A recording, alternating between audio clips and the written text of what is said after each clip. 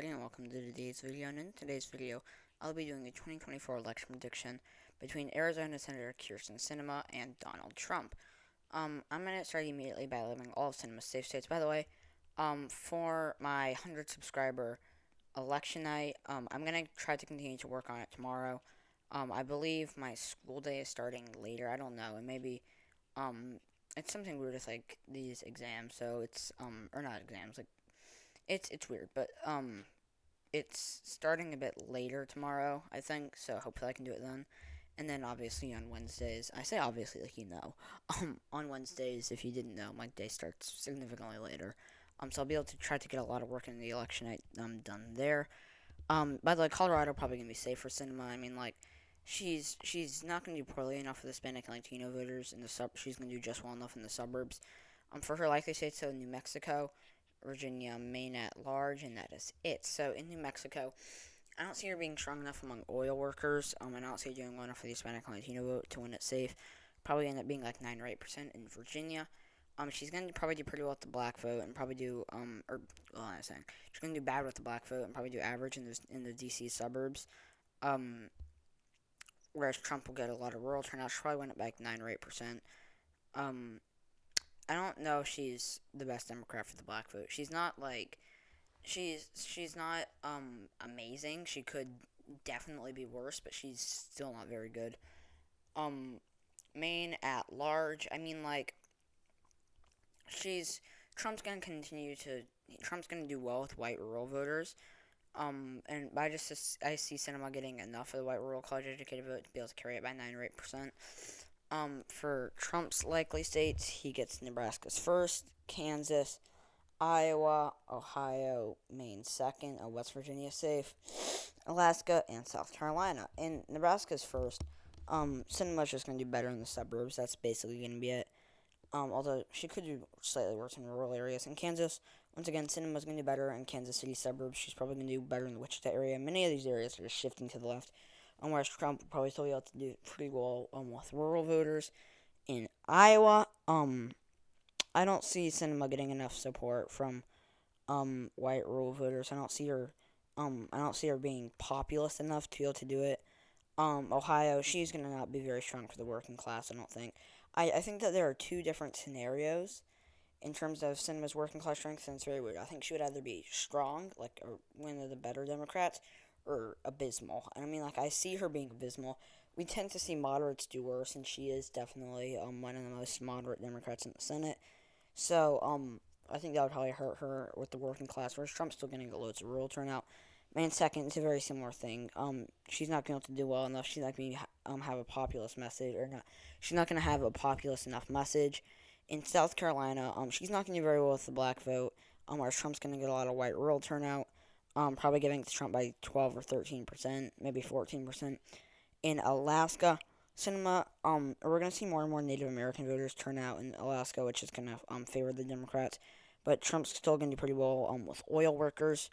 For Sinema's lean states, Nevada, Arizona, Minnesota, and New Hampshire, whereas Trump gets Texas and Florida. Oh, Sinema also gets Nebraska's second. So in Nevada, it's gonna be more narrow. I don't see her. I think that if the major, like the largest minority demographic in Nevada were black voters, or probably be Till and maybe even Till R. Just because Sinema's not going to be able to be strong enough with black voters, but I don't see her doing that awfully among Hispanic and Latino voters.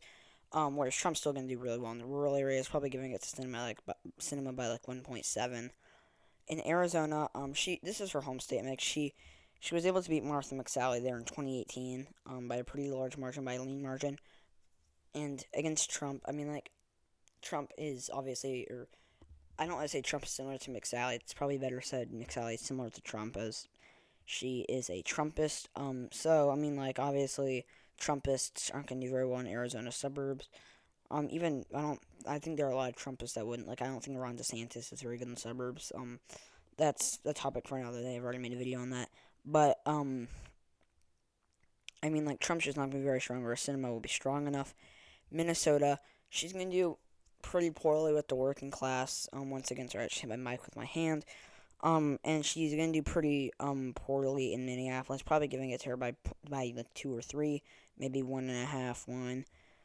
Nebraska's second. She's just gonna do well enough in the suburbs, and I don't see her being amazing in the suburbs.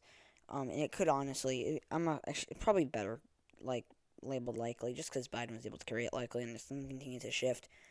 New Hampshire, she's not going to be strong enough with white rural voters to keep it likely. I'll probably end up being like D+4. For Trump's swing states, Texas, I mean like we're gonna see Sinema probably do better with Hispanic and Latino voters and do better in the suburbs, whereas Trump's going to get lots of rural turnout, probably going to him by 3 or 4%. Florida, I mean, like, looking at this, Sinema's not going to do amazing, or what am I saying? Or not amazing, she's probably going to do pretty decent with Hispanic and Latino voters, but she's not going to, she's also going to do pretty well in the suburbs. But Trump's going to retain enough support among Hispanic and Latino voters and do well enough with or do well enough in the suburbs, but next will obviously lose them. And Sinema's a pretty good suburban candidate. Will probably end up being like D+1, or sorry, R+1.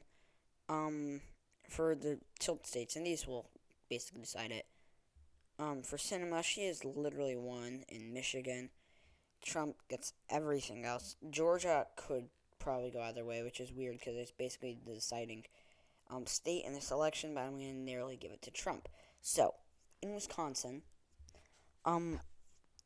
sorry, hit my mic again. I don't know if you guys can hear that. Please comment below if you can, if it's annoying, because I'll try to be more careful.